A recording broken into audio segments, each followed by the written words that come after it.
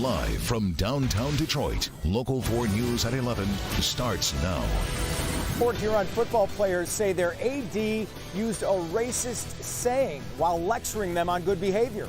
He said, we need to listen to our slave masters. Coming up, what the district is now doing about it. He's got no seatbelt on. A local mother pulled over on suspicion of drunk driving, and things only got worse once officers got a look inside her car. In the back seat, 2 children, ages 2 and 7. Plus, the officer found an open container of alcohol. Coco McAvoy is live outside the Detroit Police Department. Coco, things took a turn when the officer asked for a driver's license. Yes, it turns out the mom has never had a valid driver's license, and the officer who made the arrest tells us he was shocked by what he saw. 14 in Stevenson is normally busy, packed with cars. But at 2 o'clock in the morning, she was going at a high rate of speed, almost 60 miles an hour. Officer Michael Grosso, crossing the line several times, couldn't help but notice a lone vehicle. There's something wrong with this driver. And she wasn't alone. The 33-year-old mom, reeking of alcohol, had her 2 kids, just 2 and 7 years old, in the car with her. Not only is a 7-year-old sitting in the passenger seat, which is unsafe on its own, but there's a 2-year-old walking around the back seat with no seatbelt on. Come here, bud. Let me put your seatbelt on. Come here. Officer Grosso sees an open beer bottle in the car, though the mom says she hasn't been drinking. How much do you have to drink tonight? No, nothing. How many cerveza? No. What's that right there? Officer Grosso can't help but think about what could have happened. I reflect on it afterwards and realize that this 2-year-old in the back seat, had there been an accident or she hit something, that vehicle stopped suddenly for any reason, just the worst ideas go through my mind of that child. Where is he going to go? Now the mom is in police custody, facing possible charges after putting her kids in danger. It's a bit of luck involved, right place, right time. Myself and everyone here were happy that we got there. And the mom's name is not being released until she's been formally charged with a crime. As for the kids, they are safe with family members. Reporting live this evening, I'm Coco McAvoy, Local 4. We'll continue to follow as it makes its way through the courts. All right, Coco. Kim. The Port Huron High School athletics director under investigation tonight for comments he made to a group of 65 students. Comments some are saying were racist. Jason Colthorpe is live at the school as students and parents are demanding some action. Jason? Yeah, Kimberly, this is where the Port Huron Big Reds play their football games. But this goes all the way back several weeks at the Marysville football field. It seems about 8 players from here were over there when they probably shouldn't have been on the field playing football. One of them did the old move where you scuff up the rival's logo on the field, and that made its way back here. That's when the athletic director got involved. He gathered all 65 students from the sports theory class and wanted to talk about good behavior. And that's when they say it happened. He said, we need to listen to our slave masters, listen to the teachers and coaches better and all that. These 2 students can't remember the exact quote from Port Huron High School athletic director Greg Wagner, but say it was something to the effect of, if you want a good slave master, you have to be good slaves. I was offended. I was mad, and I just didn't want to listen to him anymore, but I knew if I said something, and that would just lead me into more trouble. They say there was an immediate reaction within the class of 65 student athletes, which was about half white, half black. Kids were just whispering and stuff, mad. When they told their parents, they were also stunned. I was very upset, but I was just more so worried about him and just how he was feeling. A lot of the kids are scared to even speak out about it because I think that they're afraid of, are they going to get reprimanded somehow or, not get playing time. These kids had never experienced this magnitude of racism before until now, and they just feel real bad. The district sent home a letter 5 days after it happened saying it's seriously investigating the incident. But now that it's getting attention, it's led to accusations that this isn't an isolated incident with Wagner, who is also the assistant principal. He should be fired because this isn't his first time saying something like this or doing stuff like this. I mean, it's one thing for it to come from their peers, but for it to come from administrators, that's when it it really hits home. Mr. Wagner elected not to comment for our story tonight, but I did talk to the superintendent, Jamie Kane, who did tell me that there has never been a formal complaint of this nature brought against Mr. Wagner. He also said they started investigating as soon as they found out about this, and he says if there was anything derogatory like that said, that there will be consequences. That goes against everything they do here. He's just asking for patience right now while they investigate. Kim?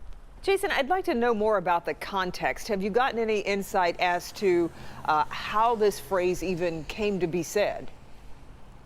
According to the students, they said it was kind of out of nowhere. They couldn't follow along. He was making random references about D-Day and other things instead of being direct about this, so they were kind of lost. But some of the other people here tonight have heard that he may have been trying to quote scripture in this and botched it that way. But either way, we don't know for sure because we don't have Mr. Wagner's side of the story yet. Right. Back to you. More to come. Thanks, Jason. Wet night across Metro Detroit, but the showers are moving out, good to say. Andrew's in for Ben with some chilly overnight temperatures, Andrew. That's right. The rain is now leaving, and yes, temperatures do plummet overnight. Let's take a look at the rain first. We got some leftover shower activity in parts of St. Clair County, some light to moderate showers here across the eastern portion of Wayne County, including the Grosse Pointes, over into St. Clair Shores and southern portions of Macomb County and northern portions of Macomb County. All this is now leaving, and we're in for drier conditions overnight. As this area of low pressure continues to spin away, we're looking at clearer skies off to our west, but also that's where chillier air is. I mean, currently it's 55 degrees. Quite cool for a June night. Wind at around 10 miles per hour out of the west-northwest, bringing in some of that chillier air. It's already down to 51 in Howell, and don't be surprised to wake up to 40s when you wake up on Friday morning.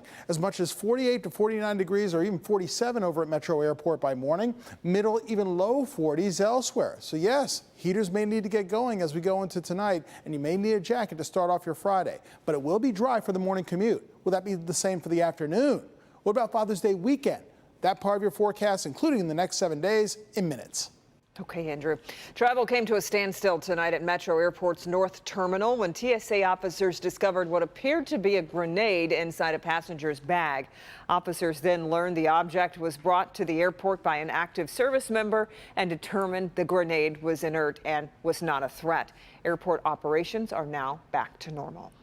Tonight, former Michigan Attorney General Bill Schuette is responding to current Attorney General Dana Nessel and her decision to dismiss all of the charges in the Flint water investigation. Nessel says she made the decision so that her team can basically start a new investigation with recently obtained documents and records. It means all the criminal charges against 8 people have been dismissed. That includes the manslaughter charges against Nick Lyon, the former director of the state health department. However, even with a new investigation, the old charges can be refiled. Where's it all going? Well, Bill Schuette, who first launched the Flint water criminal investigation back in 2016, is defending the work of his team. He tweeted tonight, the Office of Special Counsel brought 59 charges against 15 individuals. We had an experienced, aggressive, and hard-driving team. Everything we did was for the people of Flint. A Warren man is arrested after allegedly pointing a gun at 2 mothers and their young children while driving on I-75 in Detroit. Michigan State Police say 40-year-old Jeffrey Zaidi aggressively swerved toward the car before pointing his gun. The women were able to get his license plate before he drove off. He was later arrested and is now facing multiple charges, including felonious assault. An update now to a story we first brought you last night at 11. A family devastated after a driver speeding down the street loses control and hits and kills a teenager who was with his mini bike. It happened just after 7 last night on Detroit's east side. 15-year-old Donnell Jones was outside talking to neighbors when the car blew a stop sign and hit him. Donnell's family still trying to come to grips with this tragedy. He was a loving kid. He loved everybody. He knew everybody in the neighborhood. Everybody in the neighborhood knew him. I don't get to see my baby boy no more. I got to put my baby boy in the ground. Hell, he's supposed to be putting me in the ground. Witnesses held the 24-year-old driver down until police arrived. Budget battle continues in Lansing. Today, the state house passed the transportation budget along party lines, with Republicans supporting the plan, Democrats opposing it. But the plan calls for the 6-cent sales tax on gas to go towards road repairs instead of schools and local governments. Republicans say it would create $850 million for fixing the roads. Governor Whitmer's proposed, of course, raising the fuel tax 45 cents a gallon, a plan that would generate nearly $2.5 billion. We'll see if they can settle somewhere in the middle. Tonight, hundreds of cancer survivors came together to Ford Field to celebrate their journey. The Henry Ford Cancer Survivorship Celebration included a panel of experts discussing the importance of dieting and staying strong in survivorship. The theme this year was Tougher Together, to symbolize survivors sharing their stories and showing support for one another. Still to come, new privacy concerns about a device that many of us have in our homes. What a new lawsuit claims Amazon is doing without our permission. Also, a grandmother says she looked away for just 1 second when suddenly things took a terrible turn. You'll see the moment an off-duty officer saved the day. But first, he's a Michigan man who uses YouTube to catch child predators. Got your keys? Whoa.